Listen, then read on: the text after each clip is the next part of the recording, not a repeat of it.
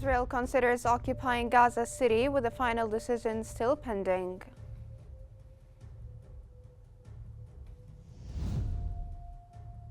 Israeli war causes Gaza's population to drop 6% in 2024.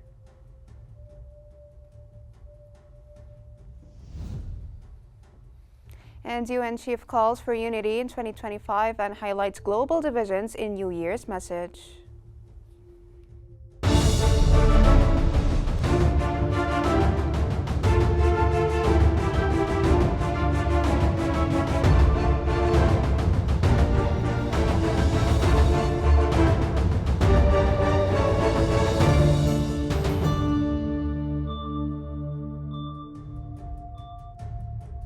It's 8 p.m. Cairo local time, and you're now watching Q News. Let's start our bulletin with the latest developments in Gaza.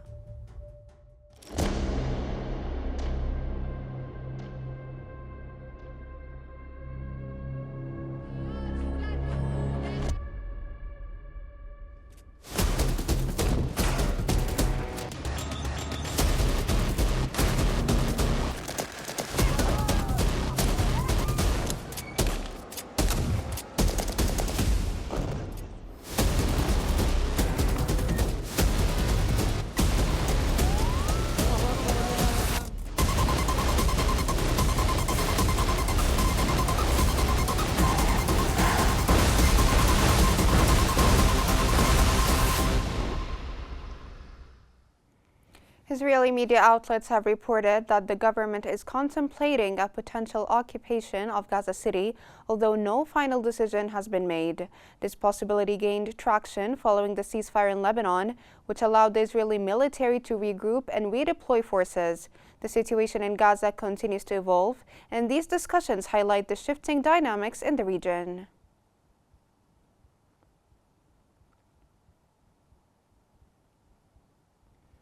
Israeli ministers are scheduled to meet tomorrow, with Defense Minister Yoav Gallant in attendance and Prime Minister Benjamin Netanyahu absent. The meeting will focus on the post-war situation in Gaza, the flow of humanitarian aid into the region, and efforts for a detainee exchange deal.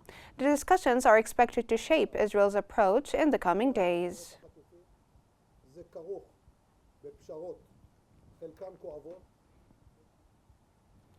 Israeli occupation military sources have revealed that the army is facing a significant shortage of personnel, with approximately 10,000 soldiers either killed or injured during the ongoing conflict.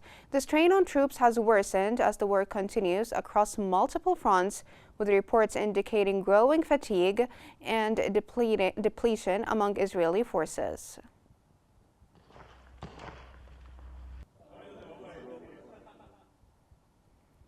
Israeli security and military officials have reportedly urged the political leadership to temporarily halt the war in Gaza. The recommendation emphasizes the need to pause the conflict to facilitate the release of detainees while ensuring the ability to resume military operations at a later stage if necessary.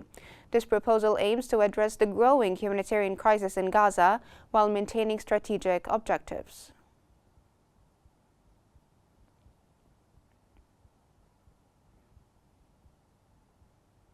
The Israeli government has established a ministerial team to address potential war crime accusations against Prime Minister Benjamin Netanyahu and former Defense Minister Yoav Gallant. The team is reportedly exploring ways to pressure the International Criminal Court to revise its stance, with discussions focused on diplomatic measures to counteract any legal consequences tied to alleged human rights violations in Gaza. Forcefully, as Israel defends our civilization. And for more analysis, we now move to Salma Al-Fi'i in our newsroom.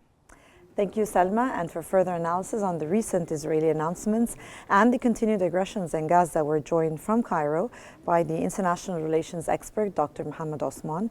Welcome to Q News, Dr. Mohammed. Let me start off by asking you, what are the strategic and political implications of Israel considering the occupation of Gaza City? Thank you for having me, Salma. Of course, the announcement of the intention or the possibility of permanently occupying the Gaza Strip is alarming. and is a very dangerous development. However, it's far from surprising. It was rather expected. Israel has been obstructing any possibility of reaching a settlement of the current war in Gaza, and of course, so that we will not be left with any other solution than accepting the reality on the ground imposed by Israel, which of course is embodied by a permanent occupation or prolonged occupation. And as we can see, Israel is carrying out an excessive and massive campaign of ethnic cleansing in northern Gaza, removing hundreds of thousands of people, entire populations, and murdering thousands. And it seems that there are reports that there are plans for Israel to build settlements in northern Gaza. So it seems that they are redrawing the map of Gaza, diminishing and reducing its size, and whatever is left of Gaza will be under some sort of security control, or this is what Israel aspires for. Whether they will be able to do this or not, this remains to be seen. Dr. Mohammed, how will the absence of Prime Minister Netanyahu impact Israel's discussions on the post-war strategies and humanitarian aid in Gaza? I don't think it will have a very huge impact because the Israeli government, the current governing coalition, do share largely the viewpoints of Netanyahu, which are maximalist and absolutist, and they, in essence and deep inside, they reject the idea of reaching any settlement with Hamas or any other Palestinian resistance faction in the Gaza Strip. So whether Netanyahu is absent, he might be absent because of health reasons. However, his ministers and his aides and assistants will will stick to his policy and will keep implementing his vile policy, which is criminal and genocidal, to be honest. And what are the potential long-term consequences, do you think, of Israel's reported personnel shortage on its military capabilities? It might have a very dangerous impact on Israel if Israel engages in any more major wars in the region. However, for example, if they decide to enter into a direct war with Iran or invade reinvade Lebanon once more. However, when it comes to the Gaza Strip, I do not think that any personnel deficiencies will affect the viability of their military operations in the Gaza Strip. The amount of troops they have in there seems sufficient to carry out their endeavors, and they are still continuing their genocidal venture, unfortunately unabated, inside Gaza. Sir, why do you think is there a growing pressure from the Israeli officials to temporarily halt the war in Gaza, and what would this mean for the ongoing military aggression, do you think? There are opinions inside Israel that vouch for the temporary halt of the military conflict in Gaza so that they can secure the release of some of the the detainees, basically. There are still about 70 to 80, or even on some estimates say 100, dead and alive detainees and hostages in Palestinian captivity as we speak. So for them to be able to be saved and released, they do need to cut a deal with Hamas, even if it's a temporary deal to secure the release of some of the hostages, to alleviate the political pressure applied by the families of the detainees and their lawyers. However, I do not think they will do that anytime soon. Maybe when the Trump administration assumes office in late January, if they decide to exercise any substantial pressure on Israel, maybe then, and only then, we might see a temporary halt of hostilities. And how might the formation of a team to address war crimes accusations affect Israel's standing in the international community? Israel's standing in the international community has already been diminished by their open commission of genocide on live TV. Everyone can see that. And of course, with basically the legal condemnation of Israel's actions by the ICJ, which said that Israel's action might constitute a violation of the Genocide Convention, and also the arrest warrants released by the International Criminal Court against Israeli Prime Minister Netanyahu and former Defense Minister Yoav Gallant. So now they are forming this team in order to apply pressure on these international bodies. So basically they seek to establish a team or a commission to practice organized thuggery and bullying. They want to bully the international community and international justice institution to back down and stop attempting to hold Israel accountable.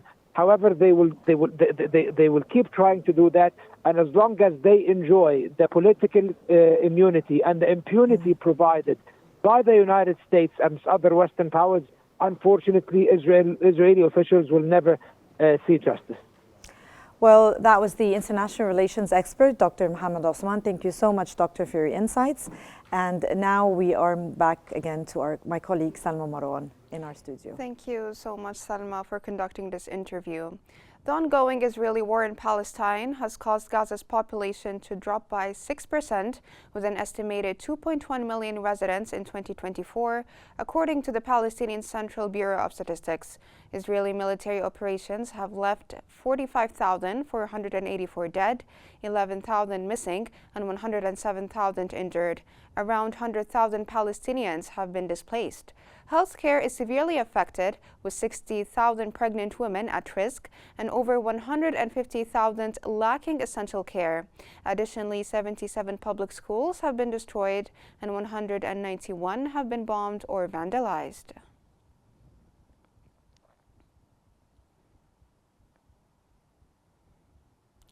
Floodwaters have exacerbated conditions at the Nasser Medical Complex Field Hospital in Qnews, further deepening the suffering of those affected by the ongoing conflict. Patients and medical staff are battling rising waters, hindering the delivery of vital care, while residents face the daunting task of salvaging belongings from damaged tents. The severe weather has compounded the challenges for hundreds of thousands displaced by the violence. Adding to the crisis, international aid groups reported that Israeli occupation forces have obstructed the entry of humanitarian aid into the region, intensifying the already dire situation.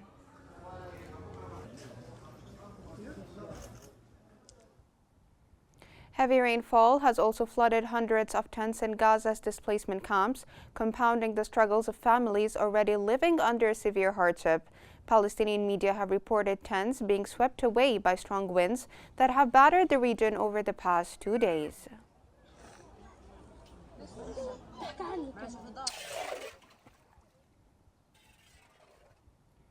As Gazans enter the new year, hope for peace and stability hangs by a thread, while the second winter of war intensifies their suffering amidst relentless weather and ongoing destruction. As 2025 begins, Palestinians remain trapped in a relentless cycle of violence. The war in Gaza has not only persisted but intensified, resulting in a death toll of over 45,000, a figure consisting mostly of women and children. The Palestinian Ministry of Health says that many victims remain buried under rubble, unreachable by rescue teams. UNICEF has urgently called on the international community to take collective responsibility, labeling the conflict as a war on children, who suffer most from Israel's severe violations of human rights. Despite ongoing diplomatic efforts by Egypt, Qatar, and the United States, a ceasefire agreement remains elusive. Supporters of the war, including Israeli Prime Minister Benjamin Netanyahu, maintain that it will continue until specific goals are achieved. This sentiment is echoed by other Likud party members, such as National Security Minister Itamar Ben-Gvir and Finance Minister Bezalel Smotrich, who advocate for reoccupying Gaza and constructing settlements. Within Israel, opinion is sharply divided. Some believe the war should continue in order to dismantle Hamas, while others prioritize ending the war to secure the return of detainees. Meanwhile, U.S. President-elect Donald Trump has voiced his desire for a ceasefire in Gaza before taking office, stating that he does not want wars. The current president, Joe Biden, has expressed a wish to end the conflict but has not yet succeeded. As the world watches, what will define Gaza's future in 2025?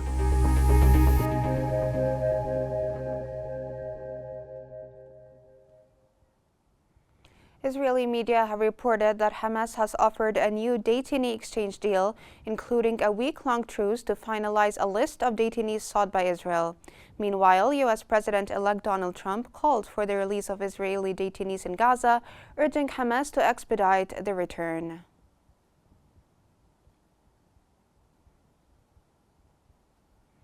A UN official has revealed that Israeli authorities have denied over 140 UN entry requests to northern Gaza in the past 2 months. The official condemned continued Israeli airstrikes targeting Jabalia and nearby areas, including hospitals and healthcare workers, while displaced Palestinians endure dire conditions around Gaza City.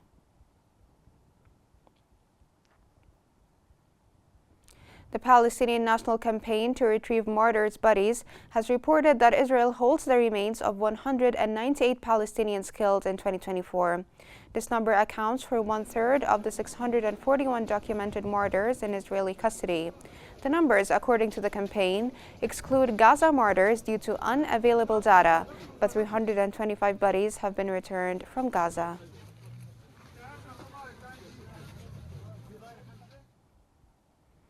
The United Nations Human Rights Office has issued a report highlighting the systematic destruction of Gaza's healthcare system due to Israeli strikes. The 23-page report concluded that the conduct of Israeli hostilities in Gaza had destroyed local healthcare.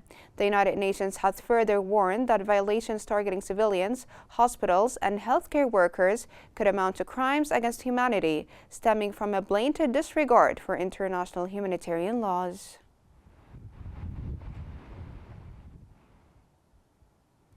Israeli occupation forces have launched raids on Nablus, north of occupied Jerusalem, and reinforced their presence with military units.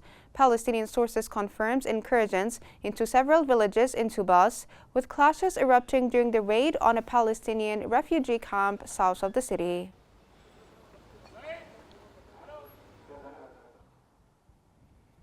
Furthermore, Israeli occupation forces have stormed Tul Karm, patrolling streets in the western and southern neighborhoods.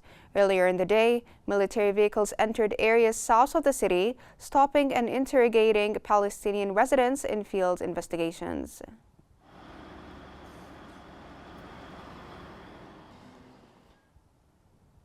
And now we move to the latest developments in Lebanon.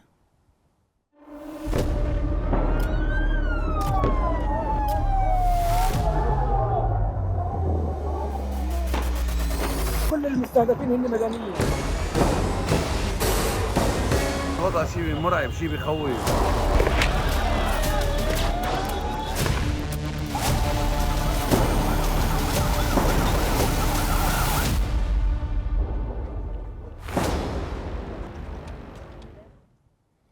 Israeli occupation forces are reportedly preparing to withdraw from the western sector of southern Lebanon, according to Israeli media.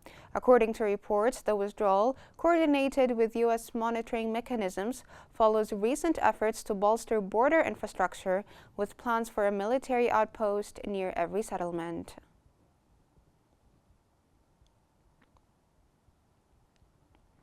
The Lebanese army has officially entered the town of Shama in the Tyre district, southern Lebanon, following the withdrawal of Israeli forces. This is the second town from which Israel has pulled out as part of the ongoing ceasefire agreement. According to a statement from the Lebanese army, its units have coordinated their entry into Shama with UNIFIL forces, marking a synchronized withdrawal with Israeli forces. This development follows negotiations by the Quinton Committee, which includes representatives from Egypt, the United States, France, Saudi Arabia, and Qatar. The Lebanese army has confirmed that it will continue its deployment in the region and will conduct surveys to remove any unexploded ordnance in the town.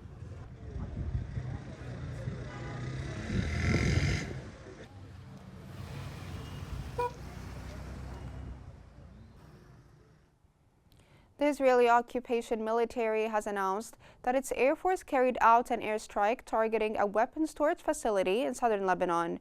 The strike followed the detection of Hezbollah members transferring weapons to a truck in the area.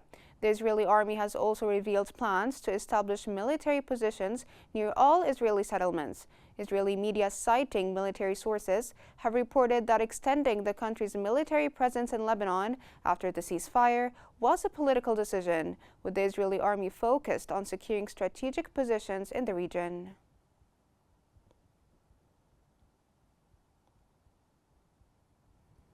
And now we move to the latest developments in Syria.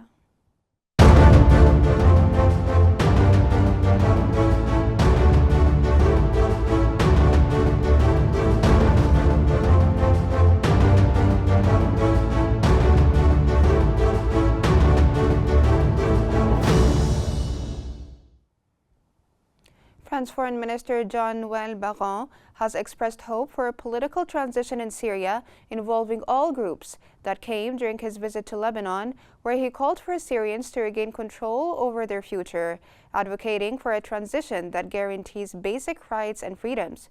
Earlier, Barrot and the French Defense Minister arrived in Lebanon to meet Army Commander Joseph Aoun, who is tasked with overseeing troop deployment in the south.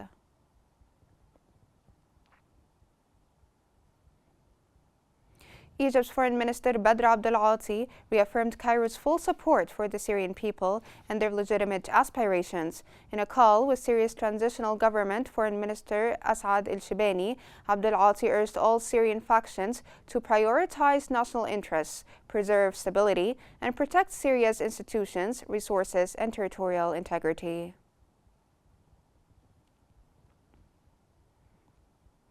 Thousands of people gathered at a Christmas market in Damascus early Wednesday to welcome the new year with a fireworks display.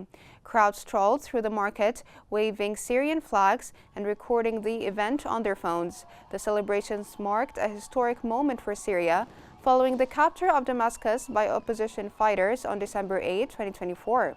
This led to the ousting of former President Bashar al-Assad, ending his family's decades-long rule after more than 30 years.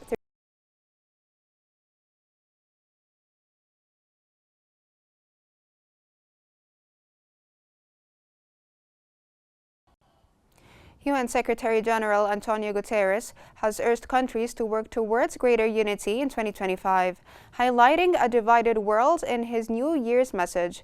In a video address, Guterres reflected on 2024, acknowledging the global challenges of war, displacement, and inequality that have caused widespread suffering. He expressed hope that the new year would serve as a turning point, encouraging nations to collaborate more effectively to address tensions and build trust. Including 2024. South Korean acting president says authorities have identified all 179 victims of the country's deadliest air disaster. He added that funeral arrangements have begun and that a joint investigation is underway. The Transport Ministry confirmed 2 U.S. officials joined the probe alongside experts from Boeing. The Jeju airplane crashed Sunday at Muan International Airport, skidding into an embankment and bursting into flames, killing all 175 passengers and 4 crew members.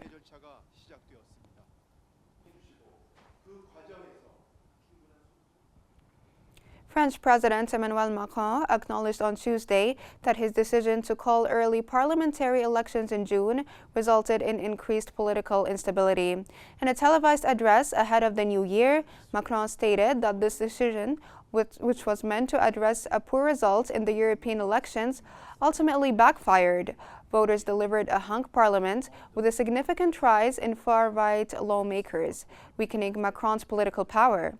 Macron has further admitted that the dissolution of parliament had caused more divisions than solutions for the French people, marking his clearest acknowledgement of the election's negative outcome.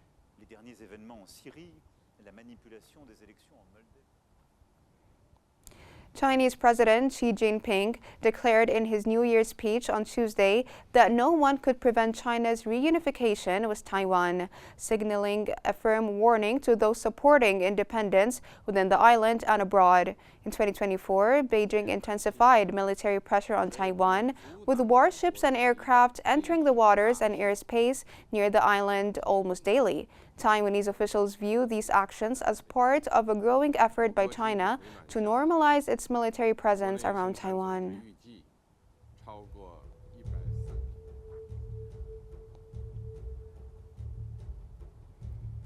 That brings us to the end of our news bulletin. Here's what we've been covering. Israel considers occupying Gaza City with a final decision still pending.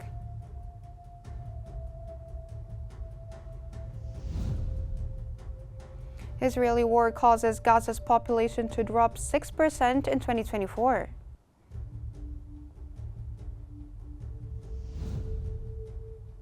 And UN chief urges unity in 2025, highlights global divisions in New Year message.